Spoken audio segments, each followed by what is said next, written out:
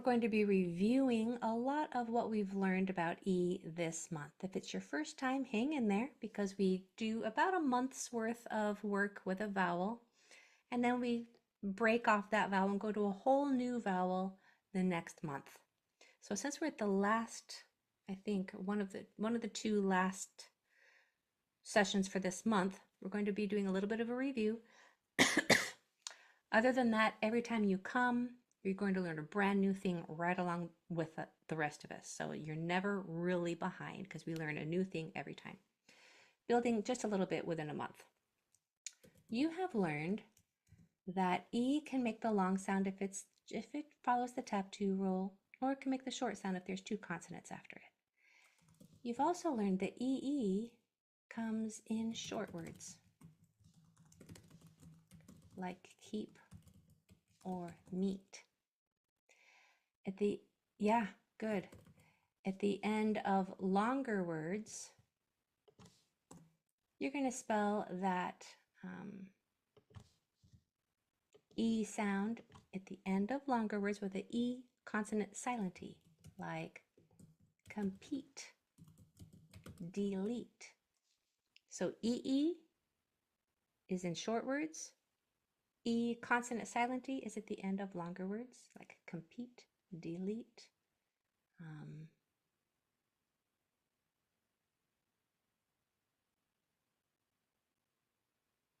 Nope, can't think of any others.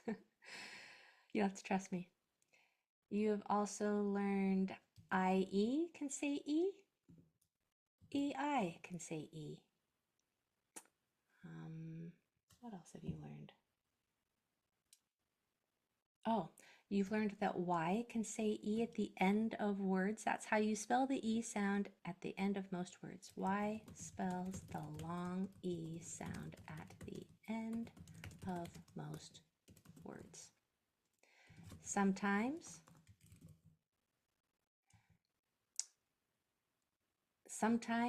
at the end, you will see EY, but that's usually after an LL, an N, or a K. Okay, so let's do a little bit of review today. Let me share my screen.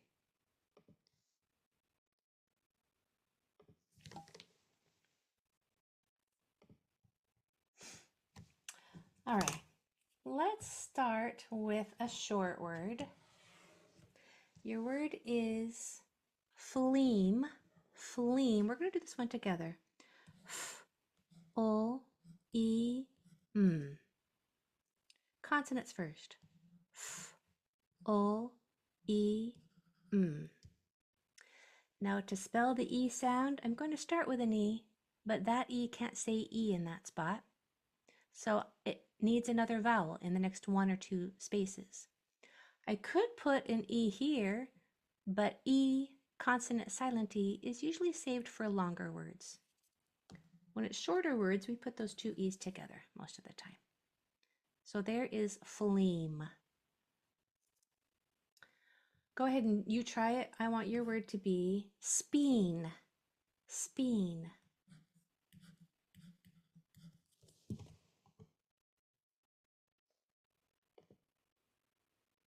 Speen. You guys are fast. Okay, we have that consonant blend at the beginning.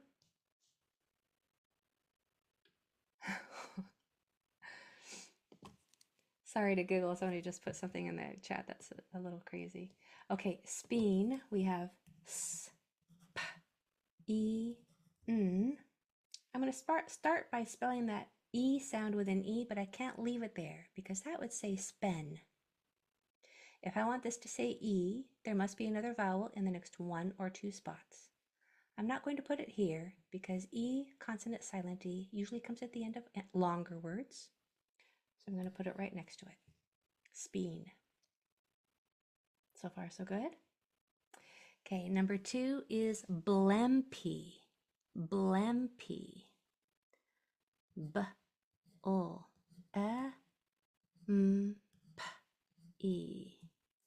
Consonants first. B, O, E, M, P, E. For the E, I'm going to start with an E. Can that say E in that spot? It can, because there are two consonants after it. What about the E at the end? Am I going to spell it with an E? No, because E's at the end are usually silent. If you hear E at the end, your best guess, I'm not going to say guess, your best assumption is to spell it with a Y.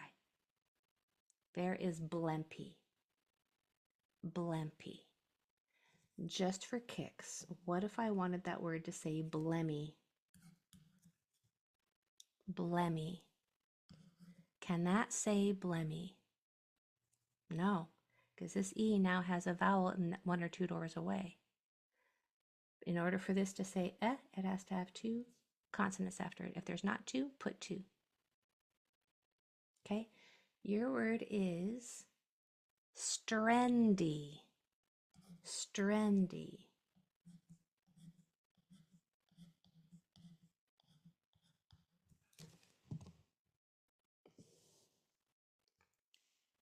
Strendy.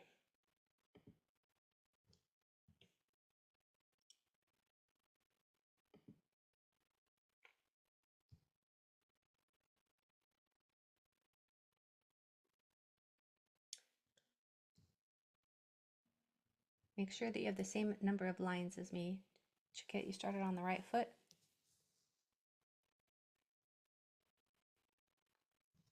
Strendy. With a S at the beginning. Strendy. Yeah.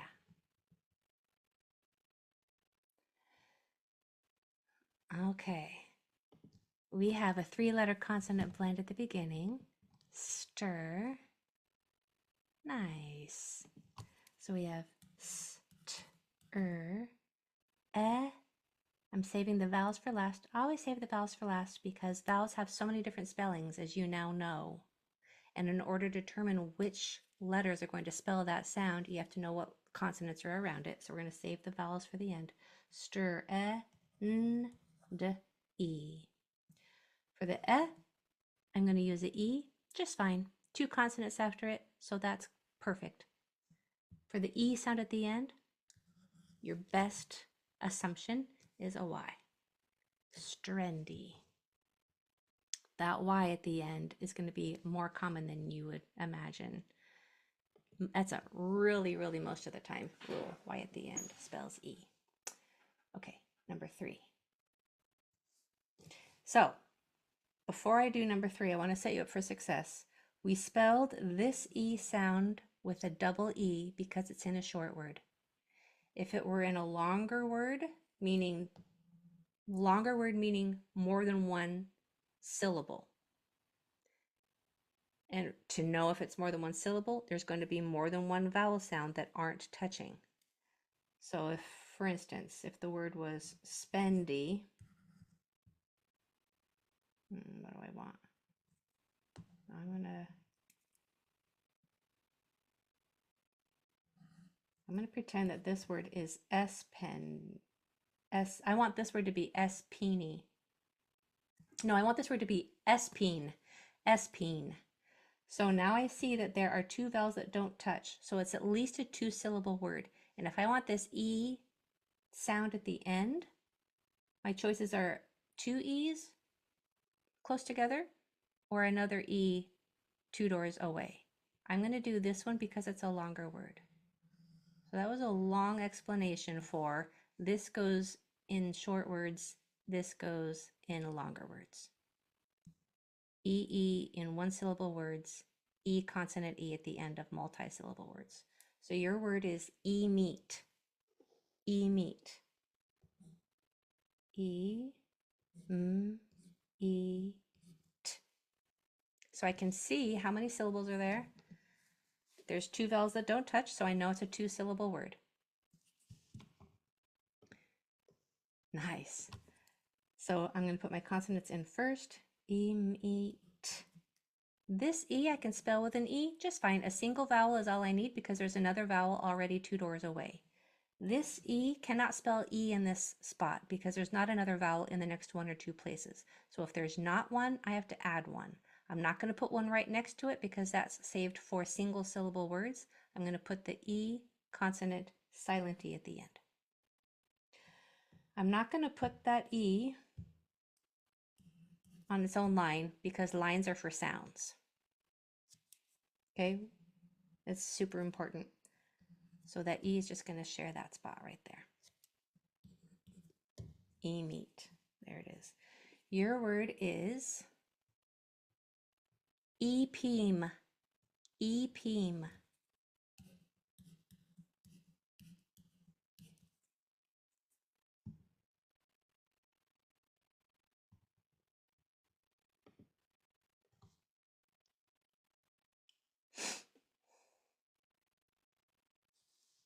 EPEAM.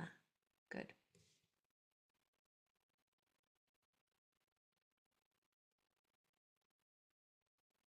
Nice. EPEAM. You guys are good spellers.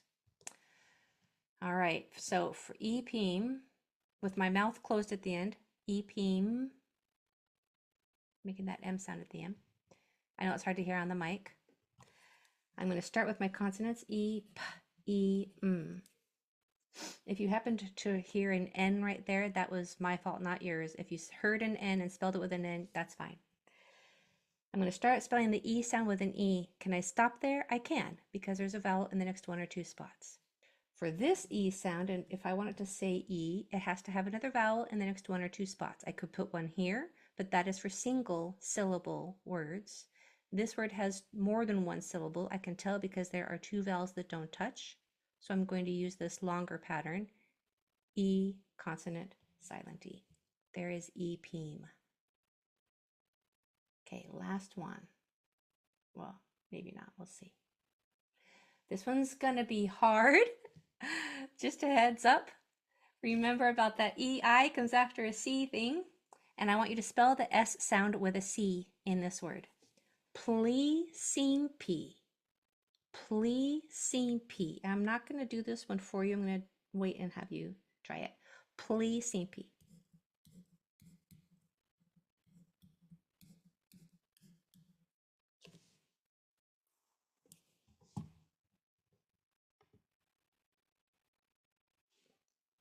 You're amazing. That's incredible. Wow. Pleasim, with my mouth closed. Pleasimpe.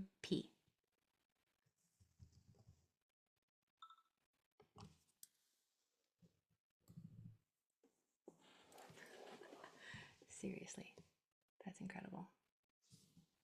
Pleasimpe.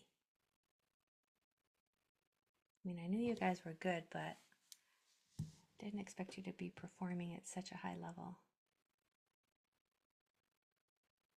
Pleasimpe.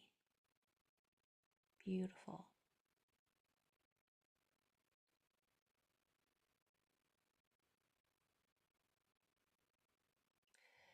Okay.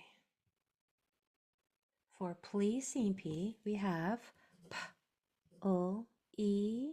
I'm going to spell the S sound with a C. E, M, P, E. I'm going to spell that first sound. And I might not have said this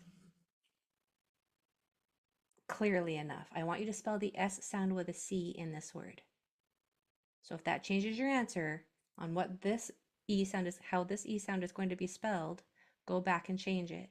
I want you to spell the S sound with a C in this word. Okay? So this E sound I can spell with a single E because there's another vowel in the next 1 or 2 spots. This E sound I'm going to spell with an EI because that's how you spell the E sound after a C.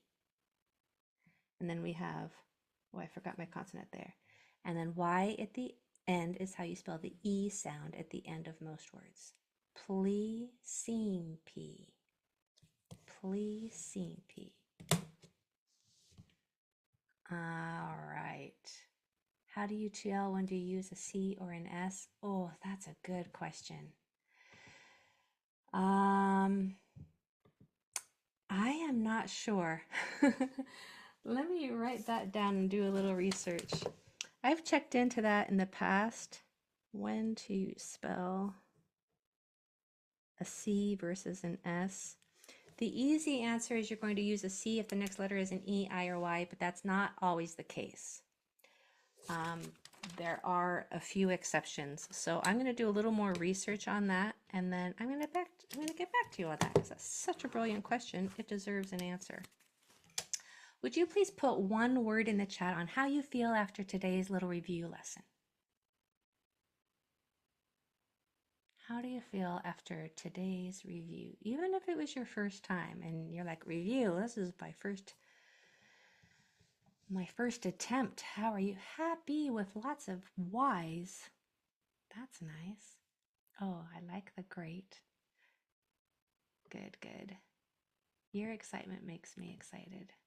I love watching that progress. Beautiful.